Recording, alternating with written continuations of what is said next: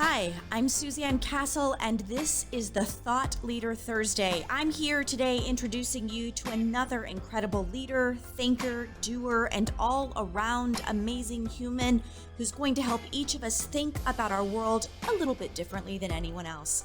From artists to teachers, from actors to moms, from the big names to the you didn't know about them till now names, my hope is that you will connect with a leader who helps you light up in your corner of this galaxy. This is the Thought Leader Thursday show. Hi, welcome back to the Thought Leader Thursday. My name is Suzanne Castle, creator and founder of The Sparkle Factor. Today, I cannot wait for you to meet our special guest who's going to up-level every way that you're thinking about pricing and competitors and how you are living out your value in what you're offering. So hang on to your hat for the lovely Kate. I'm going to introduce you to her in just a minute. But as I was preparing for this show, Ziggy, I was thinking about raises and asking about them. And, you can watch a sitcom and they're funny and people are going in to talk to their boss and they get a lot of angst about asking for a raise. So have you ever asked for a raise? And if so, how did that go? Funny enough, I have never asked for a raise before, but I have been brought into a room and asked if I wanted a raise, which was a very weird scenario, but it was pretty neat. I think that's great because that just shows your value and what you bring to the world. And I know that Kate is going to talk to us about that. So without further ado, I do want to introduce you to the amazing Kate Dixon. She is an author, and I think there's one, two, three books, lots of articles. If you follow Kate Dixon on LinkedIn at all, you'll see she is all over the place. So Kate is really the principal founder of Dixon Consulting, and they're a certified B Corp, which I think is super, super important in this day and age. That tells me how she's living out what she's trying to do in the world. I love that.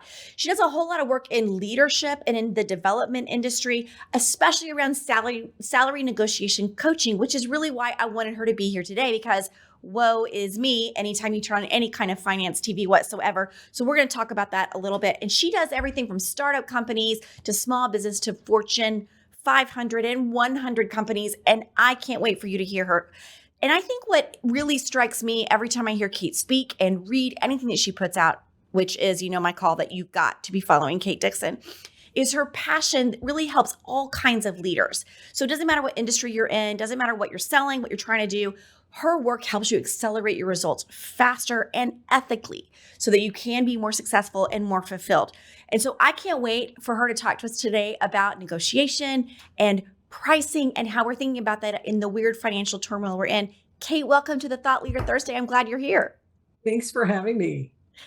So let's jump right in. So, I think there's so much going on when we turn on the news, whatever source you're listening, you're watching, however you're consuming your news feed, there's a lot about inflation. Is it here? Is it coming? Has it already been here? What are we going to do?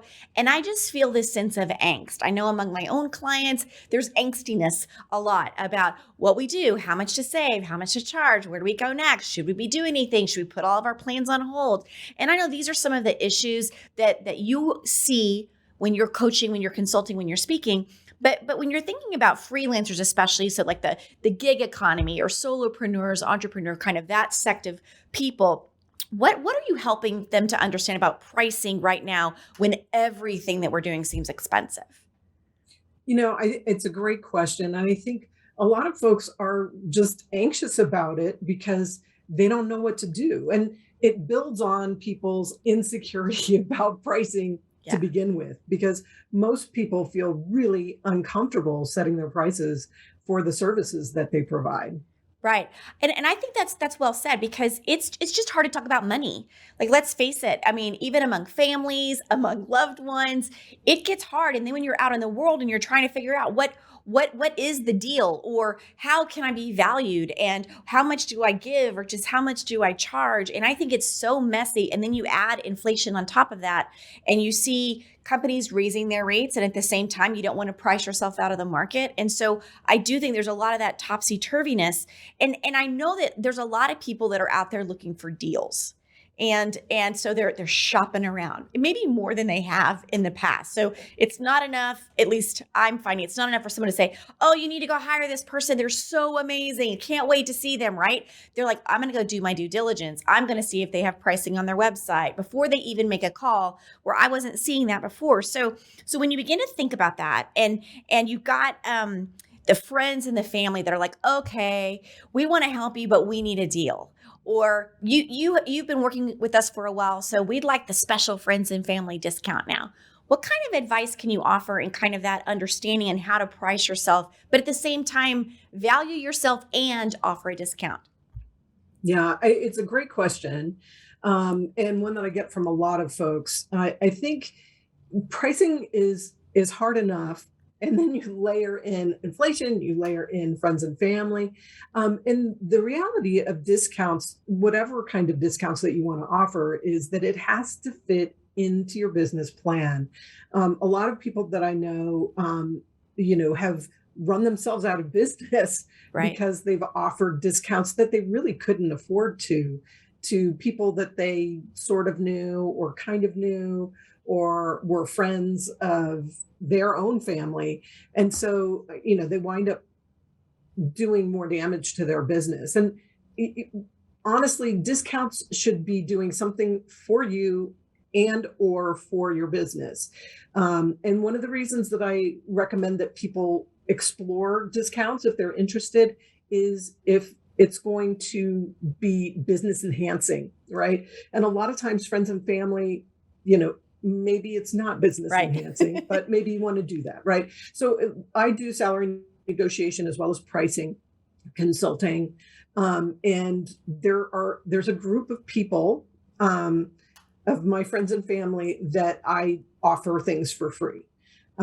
So, my kids' roommates, Right.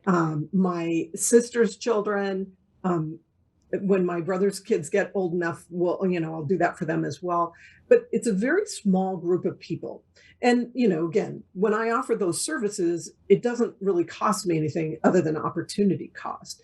But what also happens is, my kids, who are both adult and out of the house, they're some of my biggest fans, and they bring business to me. So that's actually business enhancing, even though I would do it for them, even if they didn't do that. Right. Right. But, you really need to think about what you want to do. And you don't always have to offer a discount to your prices. You could do something like offer some sort of a premium. So if you're a dog groomer, maybe you charge them for the shampoo for the dog, but not for the nail trim, right? Right. Or if you are a gardener, you might charge them for the plant materials, but not for the labor that goes in, or vice versa. It depends Right. on how that math works for you, right? So offering something as a little bonus can be a way to do it and not impact your business as deeply as not charging them, right? Right. Or you could have like a certain discount. Okay, well, my very closest ring of friends and family get a 20% discount. And then if I'm moved to do kind of a wider circle, maybe those folks get 10%. Right. So, I mean, there's a number of ways to do it, but you've got to do the math to make sure that it's not going to damage your business in the short or long term, before you go ahead and give discounts or free products. Right. I think that's really important because I heard you say lots of things there. One is ROI. And whatever business you're in, you need to know your ROI. For some people, they need, I'm in a group and when you need more social media followers, that's ROI. So if you can help me get some likes, some follows, some shares, I will give you maybe likes, follows, and shares, or maybe it's money, or maybe it's more clients, or getting on a show, or whatever it is.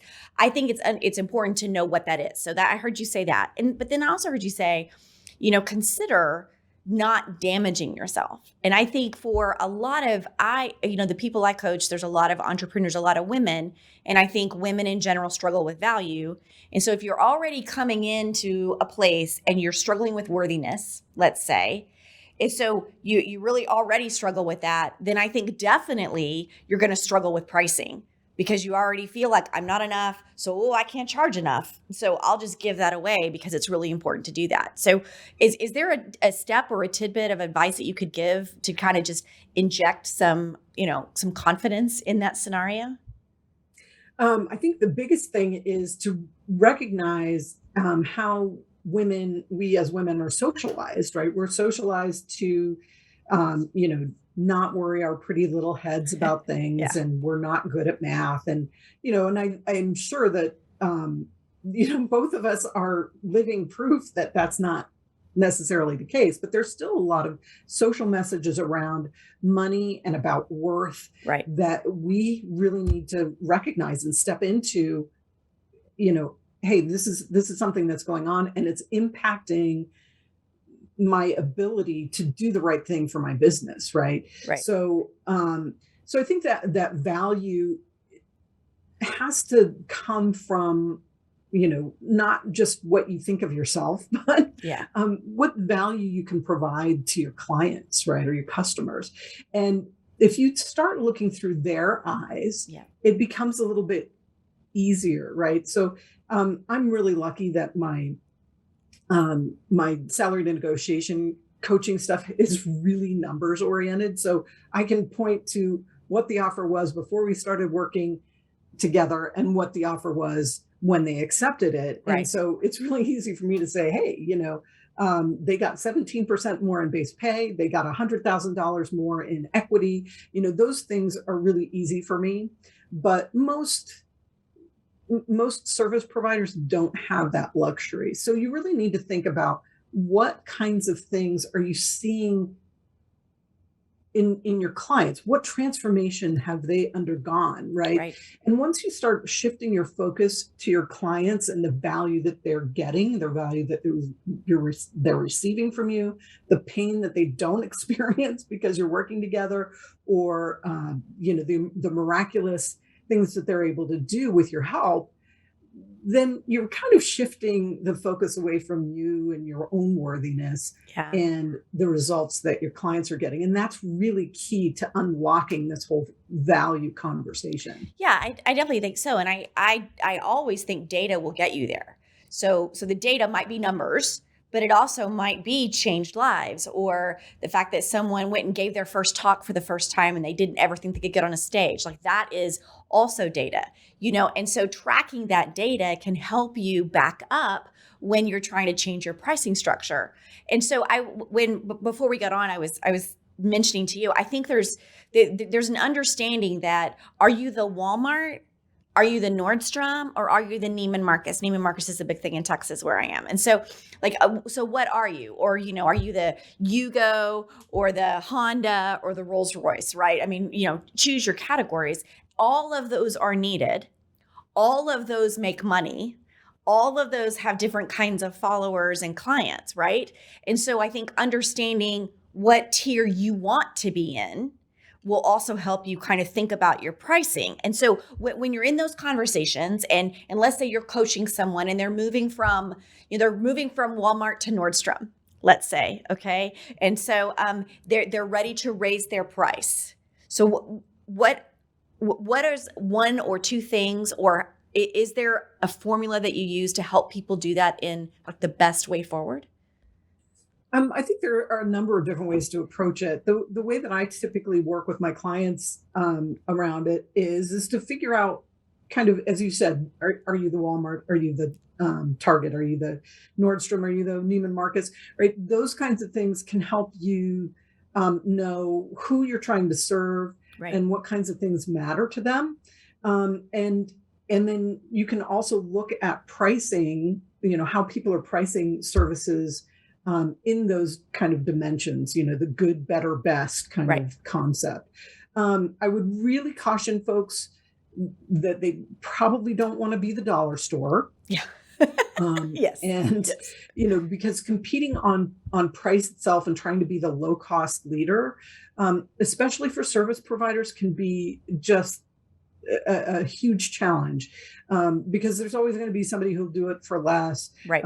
You're going to be competing with groups like Upwork that have folks who are outside of the United States who will do gigs as well. And so, if you really want to be competing with that group, be very aware of what those folks are charging.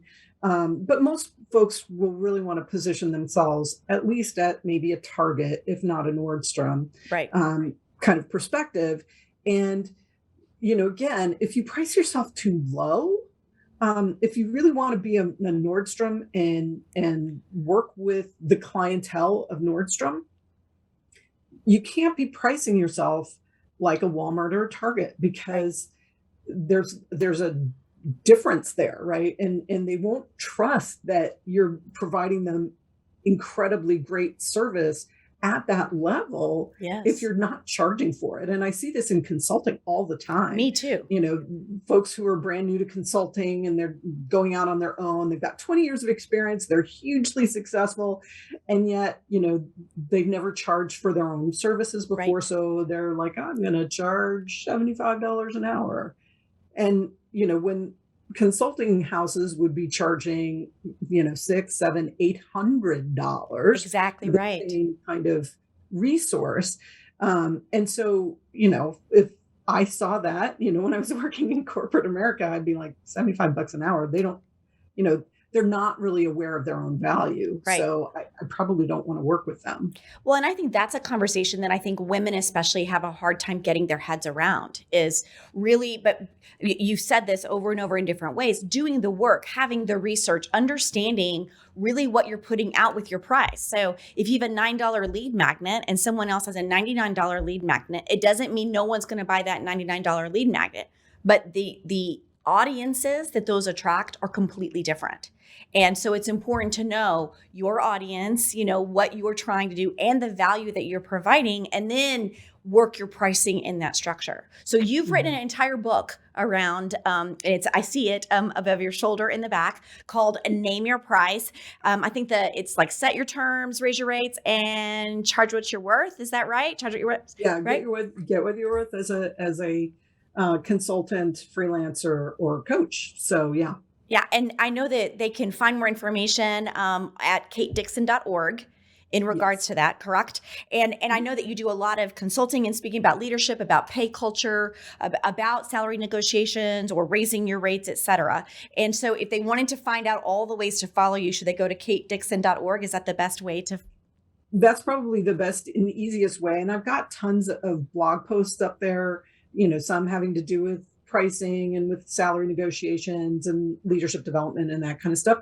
And those are all free. So, and you can get a sense of kind of the lessons that I teach, the things that I care about by reading some of those blog posts. But there's a contact form on there. You can follow me on LinkedIn. I try to post there a couple times a week at least. And I follow some really interesting folks. So you could probably get some cool other kinds of input if you wind up following me on LinkedIn. That's great. I was really glad that you were here. And I always close every single episode asking the same question. And I know we're working on a reel of these wonderful definitions, because every guest that comes to Thought Leader Thursday answers this question. What would your definition be of what it means to sparkle? So Kate, what's your definition? Well, I'd love to kind of tie it to what we've been talking today. I think sparkle is the thing that makes you different. And it's really tied with the value that you provide, especially if you're a service provider. So that sparkle is that something extra that's only you can do, only you can provide. And if you can really share that with your potential customers and clients, folks are willing to pay for that sparkle. So yeah, that's what I think. I love that so much. And the way that you are helping the world think about value and worth is truly extraordinary. So it's been my honor to have you as a guest here on the Thought Leader Thursday. So thank you so much. And everyone else, the very next time you see Thought Leader Thursday come your way, stay tuned, because we're going to be joined by America's Supermom. Yes, that's actually her title. That's what she's known for. She's amazing. Millions of followers. This woman who has 15 kids and has figured out how to stay organized and how to stay above the fray in the mental clutter space. So I hope that you'll tune in. Thanks, Kate. Thanks, viewer. I'm glad that you were here. I'm Suzanne Castle. This was the Thought Leader Thursday.